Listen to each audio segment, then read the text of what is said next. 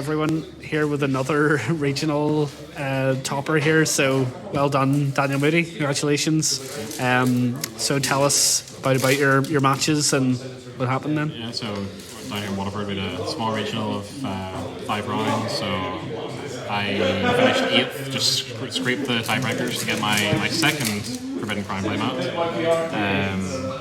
So my pairings today, first round was Radiant. I sort of real tight game, got that 2-1. Second round was Kilchin, that was easy enough. Round 3 was a super tight blue light matchup. My round 4 was the Matthew Brady matchup, the deck profile which you will see on the channel.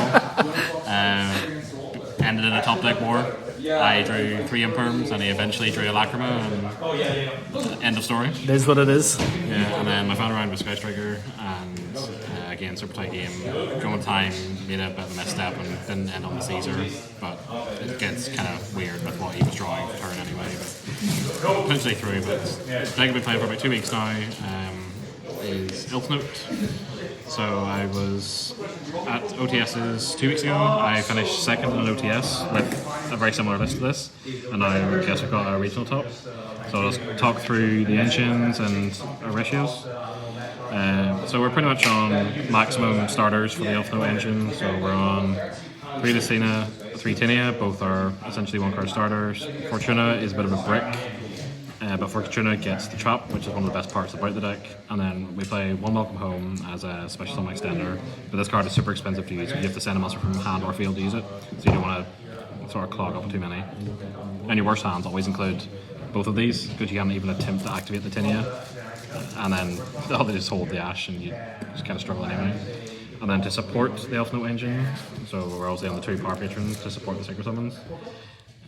Get rid of this, and then because it uses the Power Patron, we can use the Medius package. So we've maxed out 3 Medius, 3 Realize. So this card, unbelievable. Being able to get Medius on field without normal summoning, and then check the top deck, and then also if they stop the Medius, you can just make Fiendsmith combo out of it, which is crazy. So good, yeah. So this card just says, banish it, target 1 monster, declare a type and attribute, and just make it that card. So you can actually use this to make any of your Elfnotes a Dark Spellcaster. And Dark Spellcasters equal Demod, and Demod equals Dragoon, so you can do that if you want. But the variant of the deck I chose to go for was Fiendsmith, 3 Graver, 1 Lacrima, 1 Blurry, and then we're on 1 Tract, just to try and make more space for non-engine while we're not on multiple. The engine's really good, really recursive, really strong with pushing into boards as well, because when you have the larger package, you have more redundancy to play through disruption and single hand drops. And then being able to use this to turn any 2 Light Fiends into Lacrima to keep pushing now is crazy. And then we're on hand traps, which I think is 17 if I count it right. So we are playing 6 small Charmies. This deck doesn't really like playing into board, so I want to limit the board as much as possible, and this just encourages that. And then going first, there are also attributes that I can send, because both the trap and the spell require you to send a monster from hand or field to grave to summon one of a different attribute. And then there's also a card you can put back in the deck for the Medius, so that it's just sort of free discards per se. Yeah. And then other hand traps, we're on 3 Ash, 3 Bell, 2 Ogre, and 3 Embers. Also the 2 Ogre tech as well. Yeah, 2 Ogre. It was torn between this or Droll, but Droll has essentially no application into a good Radiant player or a good Radiant hand or Dragotail, whereas this at least has the application that you can hit the Ecclesia, which is quite a high value trade. And then into Radiant, this hits your Mandate, and then I would even hit Kulchin, normal summons and stuff with this, and it could cripple their end board, which it did today. I also got Brady's minion with an Ogre today, so that was kind of nice. So that's the main deck, 40 cards, 17 hand traps, and then extract isn't really organised in any way, so we'll just go through it. We play SP, which is an honorary Fiendsmith card at this point, so we play all of our Lacrima, Agnonde, we play Requiem, Sequence, Graver, and Necroquip. So we're on the kind of the maximum Fiendsmith cards you can play to get as much utility and as much use out of the cards as you can. I think if I'd made this in my final game against Striker, I'd have been better off, and then at least get into the Caesar rather than try to make a Desiree. And then for the Elfnotes and Synchro cards, we play Armades and we play the Leviathan. This allows you to turn Medius into Fiendsmith combo. Yep. And then this does the same thing, but it's a Lucina start. So you Lucina add the power patron, normal power patron effect to make the Lucina 9 and sync right to the 10, and you get your search, and then you also get to make a light fiend that you can then go into Requiem. So and then the steal and the backstory effect. So this card allows you to tribute any number of fabled cards and non-target tech control with monsters your opponent controls, which is pretty good. And then, so sometimes you can end on Lurry and actually take 2 cards, and if both are in graveyard, you can shuffle this back into the extra deck to add Lurry to hand as a way of grabbing an extender or even an attribute to send for one of your spells and traps. And then other synchros, so we're playing one Seraphim, kind of the heart of the deck to be honest. It's non-target reborns any Elfnote card and gains 3k when it's in the center zone. We play Omega, did this quite a lot today, hand ripping people. It's if I'd remembered about the banish shuffle effect in the opponent's standby phase, it would have helped me in my striker game because I got DDG playing second. So Mega's secret effect. Yeah, secret to me as well. Crystal Wing, really good card. Didn't actually make it a whole lot today because I valued keeping more Elfnote bodies on board for the Elfnote consumption as opposed to turning the Seraphim into this.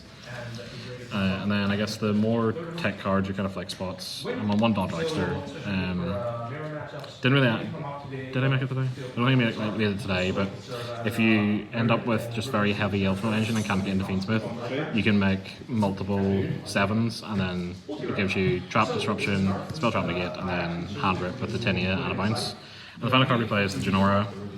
Doesn't come up all that often, but if you can get to the Genora in some game states, it Dark Rollers every card on the board on summon, and then quick effect makes all monsters in zones or in columns with Elfnote monsters unable to be used as material for extra deck summons. So it can immediately just lock down someone's board. Full board, yeah. But it's kind of awkward and janky to set up because you have to use 2 non-tuners to make it. So you have to do a lot of level modulation using the Seraphim to get that far. So awkward enough, but I've done it a couple of times. And then side deck. So we play 3 defensive going first cards. Essentially, if I can combo to my end board, very few decks will survive a double hand rip plus Trap Negate plus Desiree, Season Negate, and bounces and stuff. And especially with Crystal Wing, you can have another hard monster to get. And the other going first card I was playing was Secret Village. Ah, yes. I think I drew this card once today. Didn't draw it in the Radiant matchup, didn't draw it in the Striker matchup. Drew it in the Yummy matchup, and it sealed the deal in game 2 of that match, but I wish I drew more.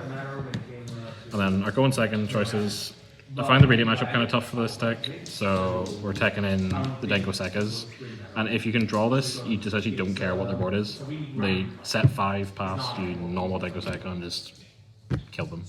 They can't even try to out this. And then going second cards, pretty generic, but we're on the 2 Lightning Storms and a Duster to out Di-Fis mainly, I guess is the name right, but being able to set generic Vacro, Imperms, Sketchwork spells, etc. And then drop it just to try and force through some of my effects, and in the direct tail matchup you can try and beat Flame on certain cards with it. So these could maybe do some work. I'm not really sure what they could be. Didn't see them a whole lot today, but pretty generically good. In theory, they're pretty good into everything. It's a pretty easy side in to put these into most matchups. So that is my deck profile. I don't think there's anything else. Shoutouts or anything? Or? Oh yeah, we'll shout out the entire Card Cartel. We've travelled here, Daniel Story, Jared, Matthew and Brady, who also won the event, so it's been a 2 out of top 8 are Card Cartel members, so that's a pretty good return. There's been multiple OTSs in the last 2-3 weeks that have all been either won or topped by Card Cartel members, so we're still pushing strong. But yeah, it's on to bigger and better things, and another regional in 3 weeks' time or so. Yeah, so keep your eyes out for that. Yeah, keep your eye out for the winning deck profile for that one. Okay. And, yeah, thanks to everyone for watching. See you again. Thanks. Bye.